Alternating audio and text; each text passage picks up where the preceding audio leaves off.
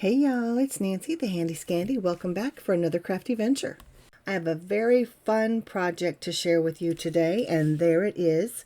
It is another tag made with the mini slim tag die set, but I also am using this new to me stamp set called Yeti For Christmas. So if you'll recall, last week the video design team had a hop called Creatively Tagged where we featured this die set, and it has been one of my favorites ever since it came out. I like tags and I use this a lot. So I wasn't ready to put it away yet. So here we have another tag coming at you. So this one obviously is 2 layers. The top layer that I'm going to put the Yeti on, I just do some very simple ink blending and I stamp him out, or them, because there's a Yeti and 3 gnomes, and I color them up and then I fussy cut them out. But I really want to tell you my process for making that background print with the bubble wrap print. So I recently had a gel plate play day. Unfortunately, I've lost all the footage to that particular play day, so I can't share that with you, but I will link to a playlist full of different gel plate projects, some actually play days, some other ways to use gel plate prints. On the day that I had my gel plate play day, I was using the large bubble wrap a lot to make prints on my gel plate, and the bubble wrap was covered with paint and I didn't want to waste it, but I didn't want to put it back on the gel plate. So what I did, sprayed it with some water. It wasn't fully dry yet, so it was able to kind of reactivate or reconstitute. I don't know the right word, but it became super wet again, and I laid it down on my cardstock and I just pressed like we would with a large background stamp or something of that nature, and I just pressed it and then I lifted it, I sprayed it again, and I set it on the second half of the paper, and I did that on about 4 sheets of paper. So I have a lot of bubble wrap prints and I think it's beautiful. I love a circle. I don't know what it is about a circle that I love. But it just is fun, and I love that these are kind of mottled. Some of them have a little bit of pink, some of them have a little green and purple. You can even see some reds in some of them, but they are very defined. The edges are very defined, and I just think it's a great print. So just thought it would be the perfect one for a Yeti, because Yetis, I guess we see them as blue and white. So that's the story behind that. So back to this particular project. So we have the bubble wrap tag layer, the large one. Then we have the smaller tag layer that was just die cut in white cardstock, and you saw that I used a distress oxide ink to just do some very, very simple blending, just to kind of have a background for my little guys. And then I wanted a little bit more, so I took the new, I think it's just called Snowflake. Oh, it's snowing. That's what it's called. The 6x9 stencil from Whimsy that's brand new that I used to make the dots on the blue tag. That's called It's Snowing. I almost wish I would have used the snowflakes instead of the dots, because the dots just look like dots when they're in color. The idea is to have them be white so that they look like snow. But anyway, it is what it is. I feel like I always have one issue or one something that I would go back and change if I were to redo it. So that's my one on this one. But I don't hate it. I like it. I still think it looks good.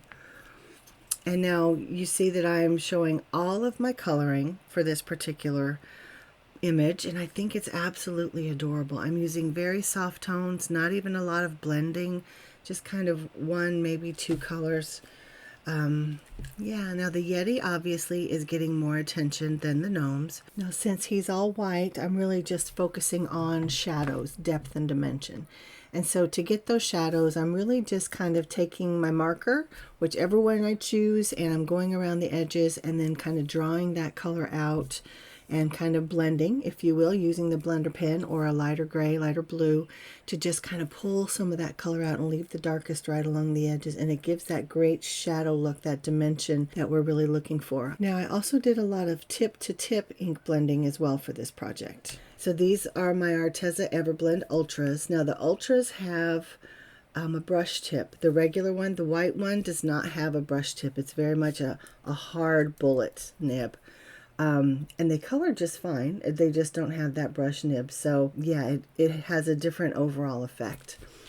But I love the way the shadowing really is prominent on the Yeti. You can see how even his eyes or his face, it's like he's in a mask, and that feels like it's kind of sunken in because just of the shadow work. So I guess I'm learning something. I always say I'm not a colorist, and then I get fussed at by those who know me that tell me I need to stop saying that. But again, I'm very much a work in progress, and I will own that 100%. And I own when something comes out well and when something doesn't come out quite so well. But there's the overall image, all colored up, ready to go. Now I'm fussy cutting. If there are dies for this set, I'm not aware of it, and I don't have them, but I don't mind. I love the dies that I have, don't get me wrong, and I use them frequently. But I do not mind fussy cutting. There's something kind of semi-therapeutic about it for me. So something to keep in mind when you're fussy cutting, though, is that you're moving your image much more than you move your scissors. That's not to say you don't ever move your scissors, but you move your image more. So there you can see the Yeti is going to go on that blue tag, and you can see that I just colored some cardstock so I could cut out the whole reinforcers. And these reinforcers, to me, yes, they're reinforcers, of course, so they give a little bit of added stability there at the hole, but they just add another element, another detail, another pop of color, another place for your eye to land as it goes across the overall project. So before I put my image down, I decided I better go ahead and stamp my sentiment that says, "Are you Yeti for Christmas?"